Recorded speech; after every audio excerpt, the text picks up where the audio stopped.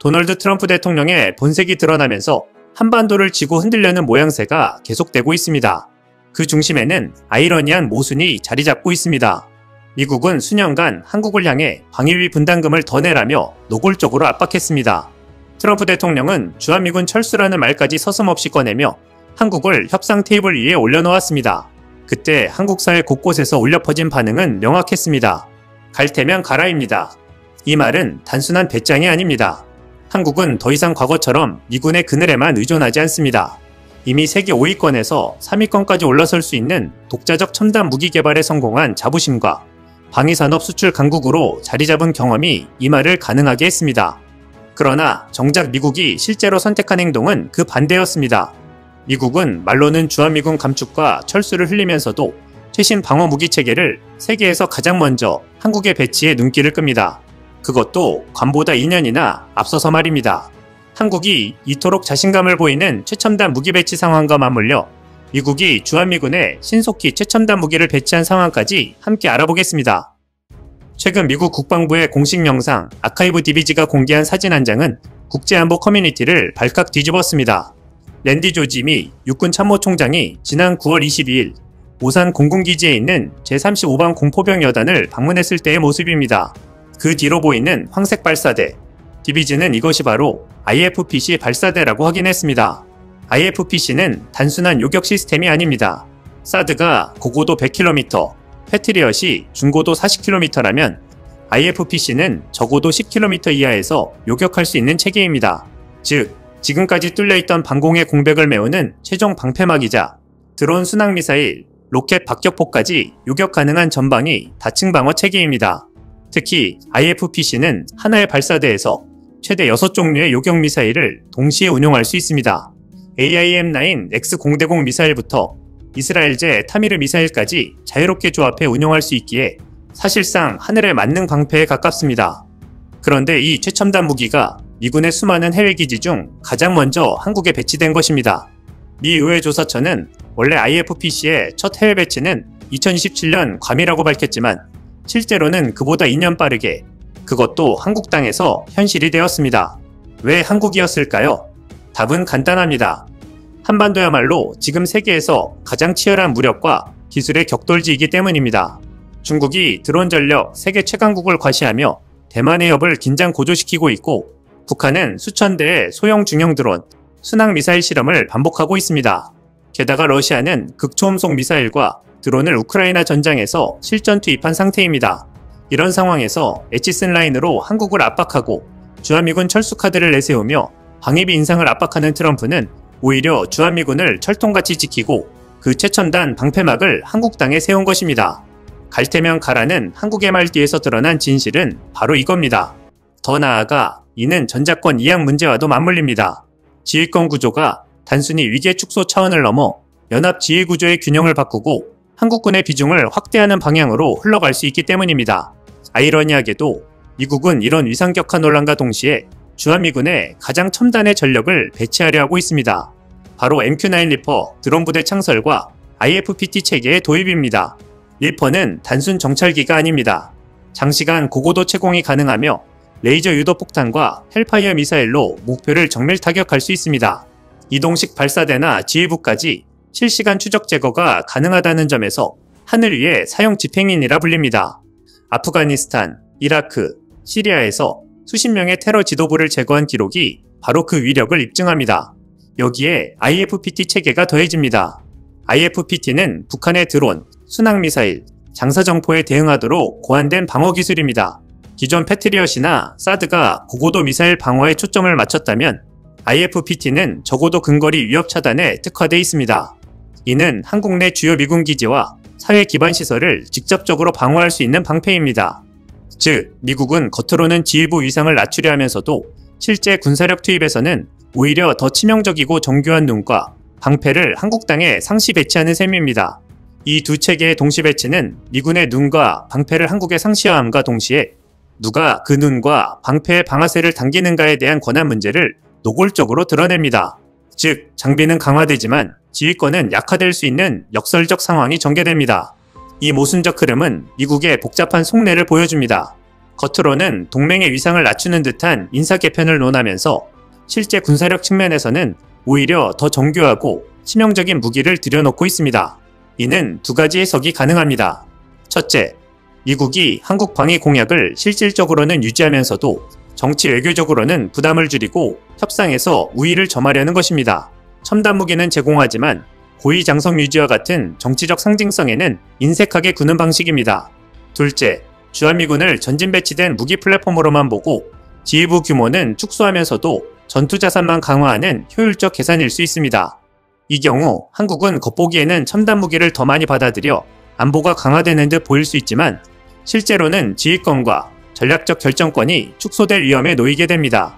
즉, 리퍼와 IFPT는 있지만 주한미군 사령관의 위상은 낮아진다는 딜레마가 발생하는 것입니다. 이번 논의의 가장 민감한 지점은 전자권 이양 문제입니다. 미국이 주한미군 사령관 직책을 낮춘다면 이는 곧 한국군 합참의장의 위상을 상대적으로 높이고 연합지휘구조에서 한국의 비중을 확대하는 결과로 이어집니다. 이는 단순한 격하가 아니라 한국군이 사실상 주도권을 잡을 기회를 열어주는 조치가 될 수 있습니다. 한국인들은 그동안 미국에 의존했던 지휘권 문제에서 벗어나 한국군이 스스로 전략을 주도할 수 있는 기회가 다가오는 것입니다.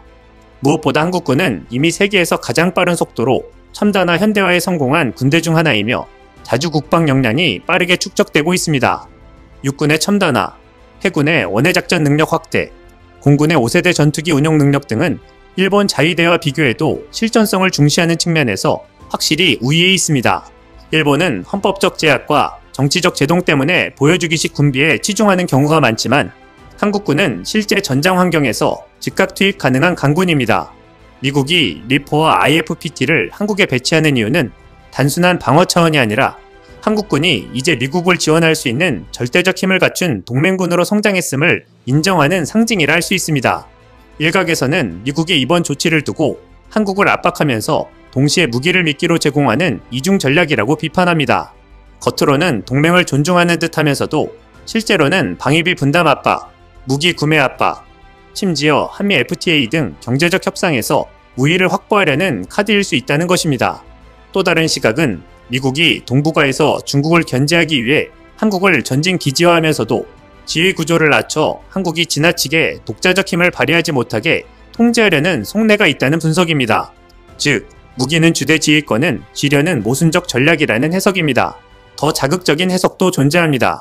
미국이 만약 주한미군 사령부를 격하하면서도 리퍼 같은 최첨단 자산을 들여놓는다면 이는 한국을 동북아의 실험 무대로 삼으려는 것 아니냐는 음모론입니다.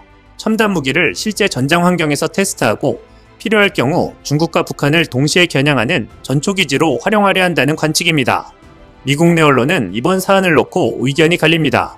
보수 성향 매체는 한국 방해를 강화하기 위한 첨단 자산 투입이라며 긍정적으로 평가하지만 진보 성향 언론은 사령관 위상 격화와 첨단 무기 투입은 상충하는 메시지라며 동맹국에 혼란을 주는 결정이라고 비판하고 있습니다. 외신들은 더 직설적입니다. 영국 언론은 미국이 한국을 시험대처럼 다루고 있다는 논조를 보였고, 일본 언론은 한국이 미군의 중심적 동맹국으로 부상한다는 불편한 기색을 숨기지 않았습니다.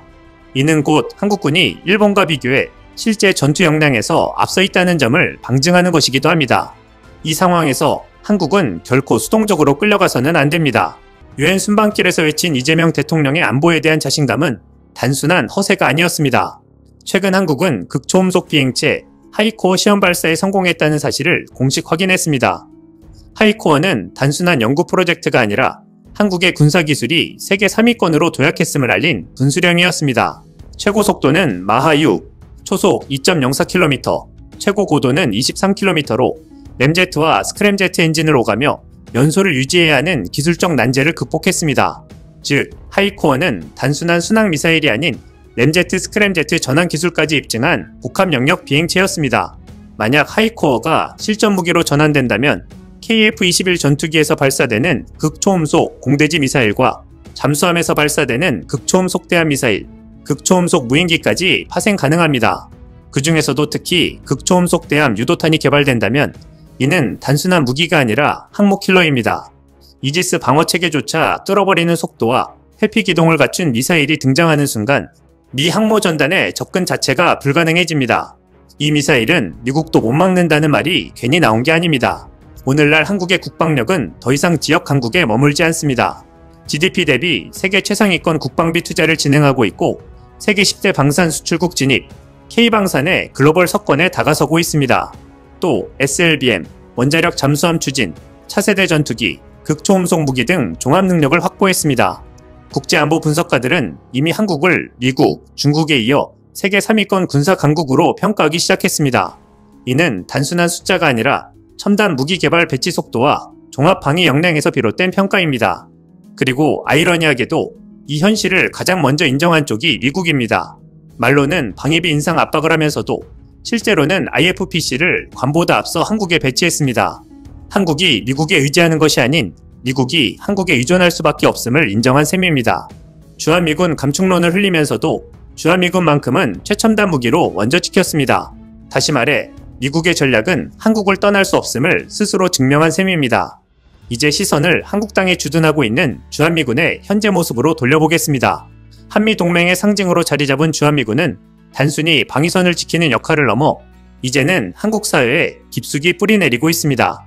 가족 동반 비율, 기지 내 생활 수준, 한국 사회와의 교류까지 다른 해외 주둔 미군 기지들과는 차원이 다릅니다. 미군 장병들이 가장 선호하는 근무지 중 하나로 꼽히는 이유도 여기에 있습니다. 이는 단순한 편의성이 아니라 한국이 안정적이고 첨단화된 환경을 제공하기 때문에 가능한 것입니다. 즉, 미국 입장에서도 떠날 수 없는 기지가 된 것입니다. 이와 맞물려 한국군이 추진 중인 전시작전 통제권 전환도 순항하고 있습니다. 한국군이 주도하는 미래연합사령부 체제 전환을 위한 검증평가가 단계적으로 진행 중이며 미군 역시 이를 기정사실로 받아들이는 분위기입니다. 이는 곧 한국군이 독자적 작전 능력과 지휘 능력을 국제적으로 인정받고 있다는 방증입니다. 미군이 최첨단 무기를 한국에 가장 먼저 들여온 이유도 바로 이 신뢰의 표현이라 할 수 있습니다. 더 주목할 부분은 핵 재처리 협의입니다. 트럼프 대통령 일기 시절부터 워싱턴 외교과에서는 한국의 고속로 개발과 연계된 사용 후 핵연료 재처리 권한 확대 논의가 조용히 진행되어 왔습니다. 겉으로는 핵 확산 우려를 내세우지만 실제로는 한국의 기술력과 안정성을 인정하기 때문에 가능한 협상입니다. 만약 이 협상이 진전된다면 한국은 원자력 핵기술 분야에서도 사실상 미국과 대등한 파트너로 올라서게 됩니다. 이는 한미동맹의 무게중심이 바뀌고 있음을 시사하는 대목입니다. 지정학적으로도 한국은 이제 단순한 한반도 국가가 아닙니다. 중국과 일본, 러시아가 맞닿은 동북아의 요충지이자 인도태평양 전략의 핵심 축으로 자리매김하고 있습니다.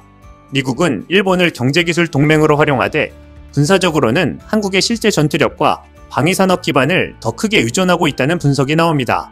이미 미 군사 전문 매체들은 한국군의 실제 전투력은 세계 최고 수준이라고 평가하며 미군조차 한국군과의 합동훈련에서 얻는 교훈이 많다고 전했습니다. 즉, 미국의 전략 속에서 한국은 단순한 보호 대상이 아니라 없으면 전략 자체가 성립되지 않는 핵심 파트너가 된 것입니다. 미 언론과 워싱턴 싱크탱크의 반응도 흥미롭습니다. 트럼프 행정부의 협상수를 두고 한국을 흔든다기보다 사실상 한국에 흔들리고 있다는 해석까지 나옵니다. 미국이 방위비 협상에서 강경하게 나서도 결국 한국의 군사력과 지정학적 가치를 고려하면 물러설 수밖에 없다는 것입니다. 실제로 미 행정부 내부 보고서에는 한국은 이제 동맹국이 아니라 공동 설계자라는 표현까지 등장했습니다. 이는 단순히 동맹을 넘어 미국 전략의 설계 단계부터 한국의 의지가 반영되고 있음을 시사합니다. 결국 미국이 아무리 협상 테이블에서 흔들어도 달라지는 건 없습니다. 한국은 더 이상 끌려가는 나라가 아니라 세계 전략의 설계를 함께 주도하는 공동 설계자입니다. 이제는 우리가 말할 차례입니다. 갈 테면 가라. 그러나 정작 못 가는 쪽은 미국입니다. 왜냐하면 한반도 없이는 인도태평양 전략도 미국의 세계 전략도 성립하지 않기 때문입니다. 한반도는 더 이상 협상 카드가 아니라 세계 전략의 중심 무대가 되었습니다. 미국이 한국을 흔들려 할수록 오히려 드러나는 것은 한국 없이는 미국 전략도 성립할 수 없다는 냉혹한 현실입니다. 트럼프야, 한국 중요한 줄 알면 필요한 거 더 챙겨줘라. 이상 시온TV였습니다.